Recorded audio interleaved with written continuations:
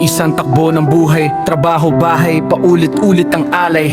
Pagod man ang katawan, hindi sumusuko dahil pamilya ang dahilan kung bakit tuloy ang biyahe ko. Ako ang provider, ako ang sandalan, kaya bawat araw, todo ang laban. Hindi ko pinagtatrabaho ang aking misis, gusto ko siya'y nasa bahay, payapang tahimik. Pag uwi ko, mainit na pagkain ang naghihintay, kasama ang ngiti niyang nakakaalis ng pagod kong taglay. Pinupunasan ng pawis sa aking katawan, doon ko nararamdaman ng tunay na pagmamahalan. Wala siyang reklamo, puro pag-aaruga, kaya doble ang sipag ko sa bawat umaga. Kapag may taong nagtatanong kung saan ako humuhugot, sagot ko'y pamilya, sila ang lakas na hindi naubos. Buhay MC Taxi, hindi biro ang daan, init, ulan, traffic, lahat ay nilalampasan.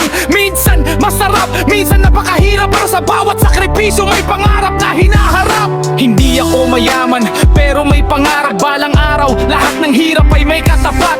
Patuloy lang sa kayod, walang aatrasan, dahil pamilya ang pinakamagandang dahilan. Kaya sa lahat ng rider na patuloy ang laban, ingat palagi sa bawat kalsadang dinaraanan.